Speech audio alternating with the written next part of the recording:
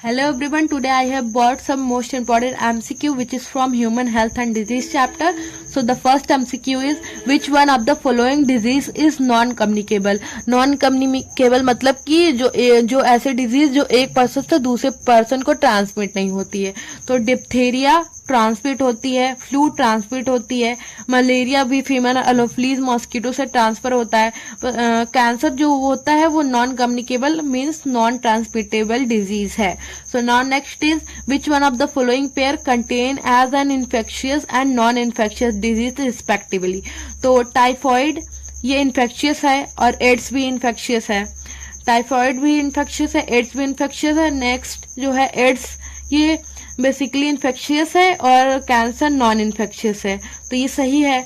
Pneumonia जो होता है वो भी इन्फेक्शियस डिजीज है, मलेरिया भी इन्फेक्शियस है. तो ये तो नहीं होगा. तो now next is cancer and malaria. Cancer जो नॉन इन्फेक्शियस है एंड मलेरिया इन्फेक्शियस. तो हम देखेंगे कि बेसिकली यहाँ पे जो दिया हुआ है यहाँ पे आपको पहले इन्फेक्शियस डिजीज पूछा, उसके बाद नॉन इन्फेक्शियस. तो हमको पहले जो इन्फेक्शियस डिजीज है एड्स उसको बताना है, फिर नॉन इन्फेक्शियस बताना है जो कैंसर है.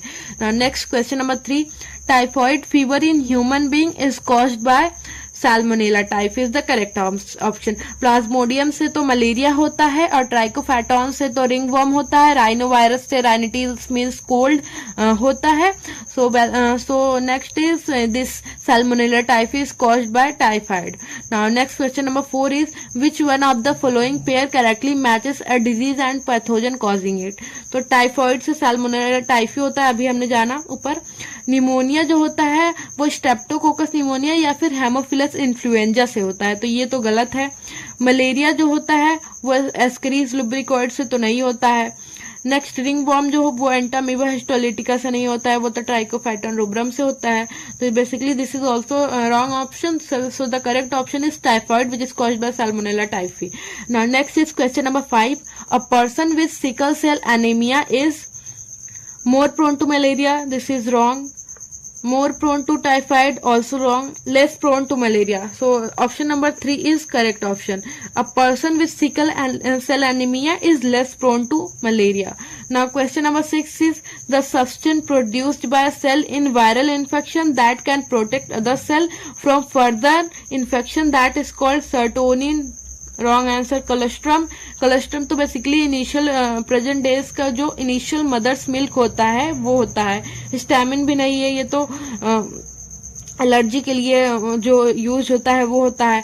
Interferon is the right answer. Basically होता क्या है, जब भी कोई सेल किसी भी वायरस से इन्फेक्टेड होता है तो वो अपने चारों ओर एक साइटोकाइनिन का बैरियर बना लेता है जिसको इंटरफेरॉन कहते हैं. और इस बैरियर की वजह से जो अदर सेल्स होते हैं वो वायरस से इन्फेक्टेड नहीं होते हैं.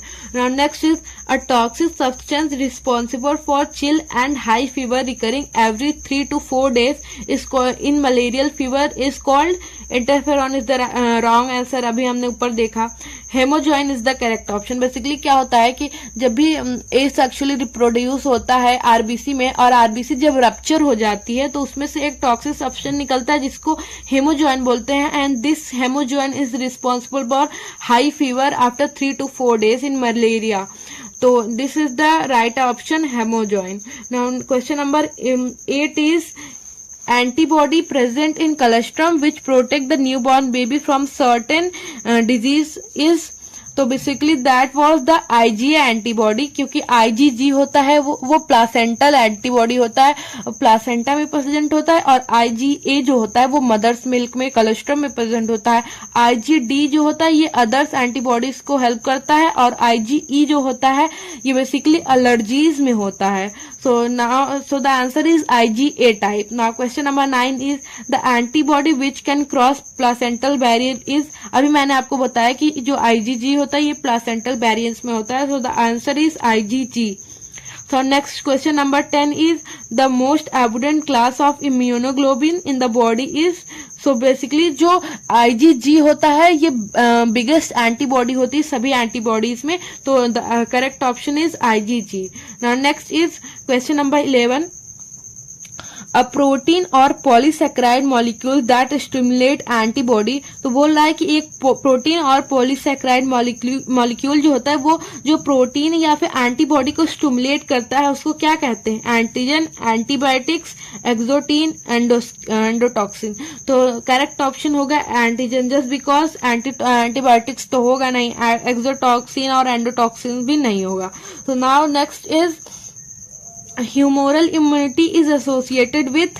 जो ह्यूमोरल इम्यूनिटी होता है आपने पढ़ा होगा लिम्फोसाइट्स में, तो जो ह्यूमोरल इम्यूनिटी होता है वो बी सेल से एसोसिएट होता है और टी सेल उसकी हेल्प करता है बस। So the option is B cells. Now question number next is passive immunity can be confirm directly by. जो पैसिव इम्यूनिटी होता है, इस इम्यूनिटी में बेसिकली हमें जो होता है वो बाहर से उसे प्रोड्यूस, बाहर से जो भी एंजाइम होता है वो बॉडी में बाहर से देना पड़ता है। फॉर एग्जांपल वैक्सीन तो होगा नहीं, एंटीटॉक्सिन हम बाहर देते हैं, ये होता है। कोलेस्ट्रॉल बेबी को मदर से मिलता है, तो बेसिकली वो दूसरे पर्सन से ट्रांसमिट हुआ है, तो वो पैसिव इम्यूनिटी होता है। अगर जो इम्यूनिटी बॉडी में खुद बनता है उसे एक्टिव इम्यूनिटी कहते हैं। सो the option is B and C. Now, SPAC is a drug which obtained from latex of Papaver somniferous. So this is the right answer. जो स्मैक होता है वो लैटिस ऑफ पेपोवर सैमनीफेरस से होता है।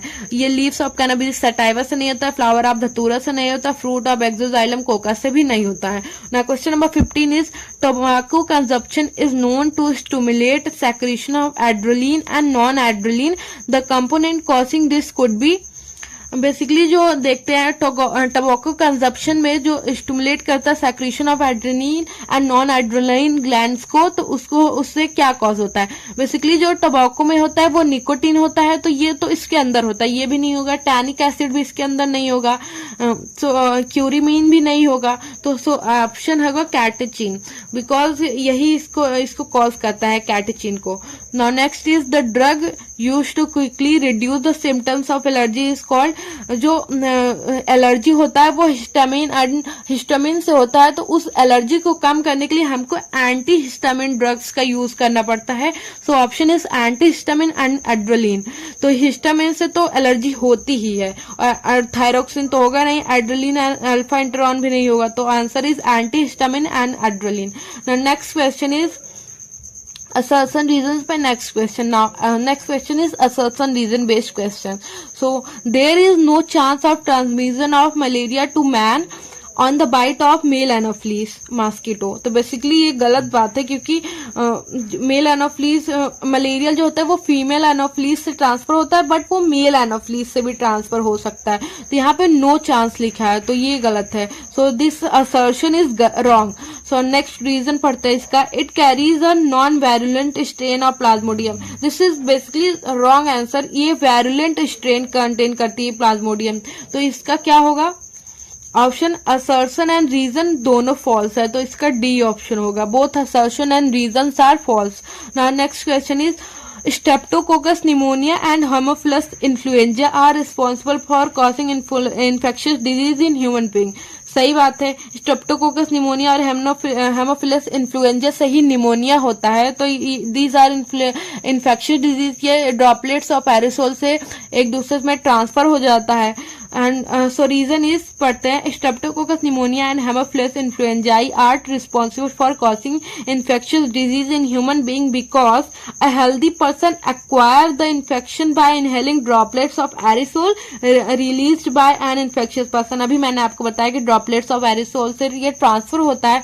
तो basically this assertion and reason both are correct. तो इसमें ऑप्शन होगा both assertion and reason are true and reason is the correct explanation of assertion. तो इसमें ए ऑप्शन सही होगा। Now next is some disease that attack in childhood do not attack again. तो वो ये बता रहा है कि कुछ डिजीज ऐसे होते हैं जो एक बार चाइल्डहुड में अटैक होते हैं, वो अटैक नहीं होते दोबारा। ये बात सही है, because memory cells plays an important role. तो इसमें ये सही है कि दोबारा अटैक होता है, इसमें memory cells important role play करते हैं, बट ये इसको एग्जैक्ट डिफाइन नहीं कर रहा है। तो इसका ऑप्शन होगा B. Both assertion and reason are correct, but reason is not a correct explanation of assertion. तो now next question is immunoglobulin function function as antibody, जो इम्यूनोग्लोबिन होता है वो फंक्शन करता है एंटीबॉडी की तरह। This is correct option. So reason पढ़ते हैं, because different immunoglobulin molecules have different antigen binding property. तो ये सही है कि डिफरेंट इम्यूनोग्लोबिन मॉलिक्यूल्स जो होते हैं उसमें डिफरेंट एंटीजन बाइंडिंग प्रॉपर्टीज होती है, बट ये इसको करेक्ट एक्सप्लेन नहीं कर रहा है। तो हम इसमें देखेंगे कि both assertion and reason are true, but reason is not exactly the correct explanation of assertion. So इसमें जो होगा वो बी होगा, कि दोनों असर्शन एंड रीजन तो सही है बट उसको करेक्टली एक्सप्लेन नहीं कर रहा है। So these are the some important practice exercise of the human health and disease chapter. Hope you like it. If you like it, then I'll be bring more videos like that. Thank you.